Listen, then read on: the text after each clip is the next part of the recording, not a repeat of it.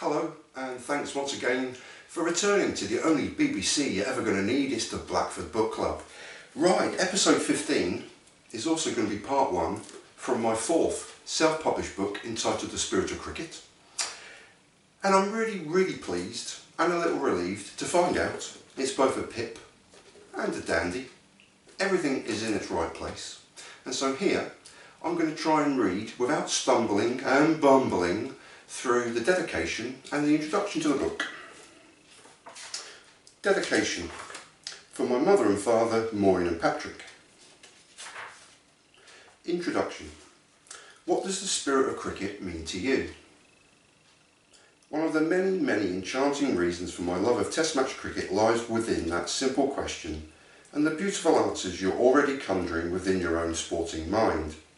A crowd of over 21,000 at the home of cricket for a Ladies' Ashes match, or the near sellout crowds at every one of their 7 matches this summer sings Spirit of Cricket to me, as does walking around the boundary rope at my local club on a rainy Saturday afternoon, sheep grazing in an adjacent field as an elderly sheepdog snores away the day beneath the scorer's table.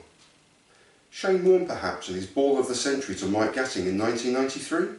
That's the spirit of cricket right there.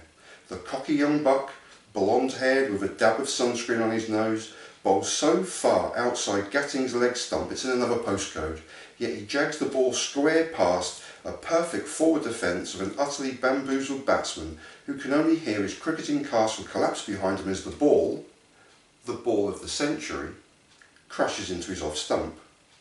Sheer sporting perfection. Warney would collect a further 707 Test match wickets and a storied career that epitomises the very spirit of cricket with his achievements on and off the field and an infectious enthusiasm for the game he loved and the game he graced as an otherworldly genius.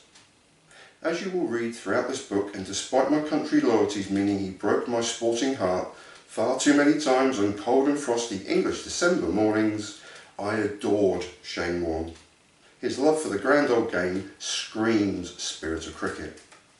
Or how about Andrew Freddie Flintoff consoling Brett Bingley after he and Michael Kasparovich had batted Australia to within 2 runs of victory in that 2005 Ashes summer, never to be forgotten.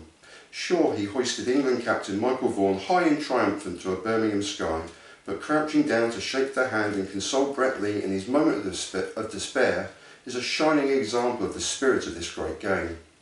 Shane Warne's 700th Test match wicket at his hallowed home ground of Melbourne, or his partner and tormentor-in-chief of England, Glenn McGrath, and his astonishing 8 for 38 at Lord's in 1997. Stuart Broad's faintly ridiculous 8 for 15 at Trent Bridge 18 years later perhaps, or even bustling Bob Willis and his 8 for 43 at Headingley in an Ashes summer of 1981 that soon became known as Botham's Ashes, as Ian Botham relinquished the captaincy before having an Ashes series of a lifetime.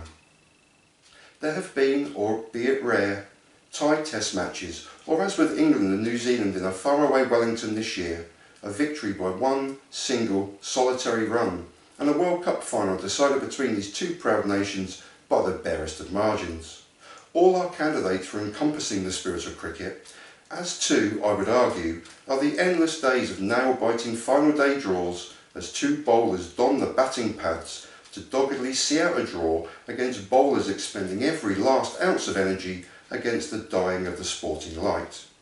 The spirit of cricket is an intangible beauty not found within the laws of the game and can be a memory, a sporting declaration in search of a positive result, a teenager making his or her Test match debut, reminiscences on their own playing days, or the sheer pleasure gained from watching your local club pit their cricketing wits against their nearest rivals across the city. What I am not doing here is setting you up with an away swinging delivery before bowling an in-swinger past your defensive pads and into your cricketing castle.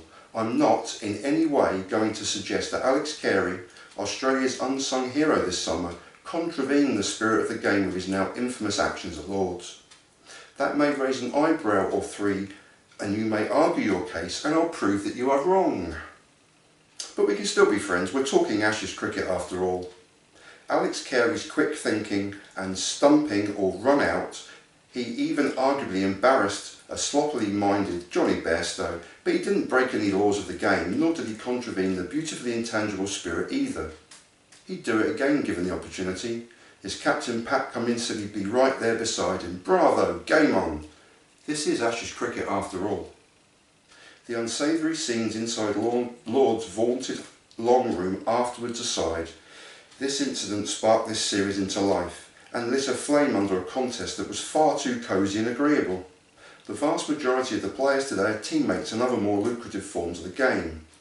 I'm not advocating for the return of Merv Hughes and David Boone drinking a case of 4X on the flight over before smashing England to all four corners of this island for months on end, but boy did that team have spirit.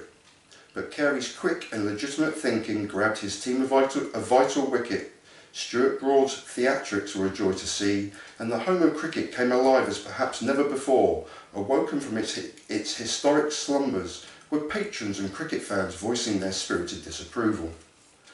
But the Ashes were alive, the spirit of cricket was in full flow, and more importantly, the very concept of Test match cricket, the grandest of all games, was alive and kicking.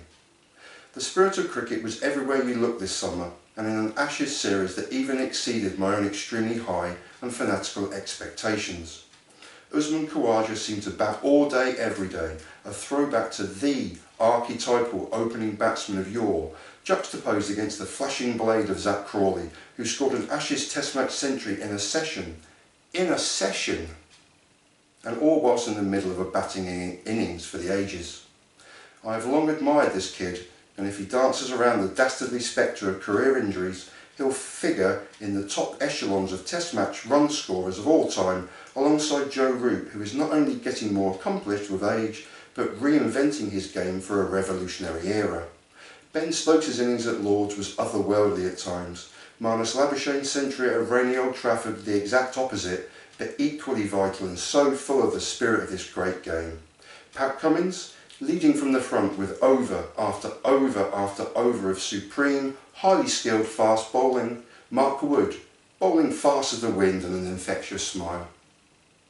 Lifetime legend James Anderson bowling from the end of Old Trafford named in his honour before celebrating his 41st birthday on the playing field with Stuart Broad roaring in, chest forward, knees pumping, the perfect outswinger, the final wicket of a storied career and an Ashes summer overflowing with the spirit of this great game. There are far more stories to be told, cricketing and otherwise, and I therefore present my summer stories to you. 41 diary entries follow, all written in real time and aside from 2 Ashes series for the ages, as both the men's and the ladies series went all the way down to the wire, with nail-biting finishes and small cricketing winning margins in each and every match. You'll also be accompanying me along the rivers and waterways of central England as we admire a heron taking flight on the canal, or talking with a pug dog named Bear in beautiful Ironbridge after watching a game of baseball beside the River Severn. As it's an Anglo-Australian affair, there's a little Saturday night footy on rainy English Saturday mornings as I fall in love with Aussie rules football again. There's an unrequited love tryst, scullers rumours, tall tales relayed from Test Match Special, and we'll be helping Tom Cruise, Cillian Murphy, Harrison Ford and The Flash to save the world from the comfort of our cinema seats, and I'll share a little of the pain of losing at cards to my son all summer long too. I'm sure he cheats, you know. I hope you enjoy the ride. See you on the other side. Stephen Blackford, 5th of August 2023. So there's part 1 of the spirit of cricket. I'm going to have a celebratory slurp of my tea, because after many attempts I've finally done it, and I hope you've enjoyed it. I do thank you for watching sincerely, and without any more rambling nonsense, I'm going to bid you peace and solidarity, and thank you so much for watching.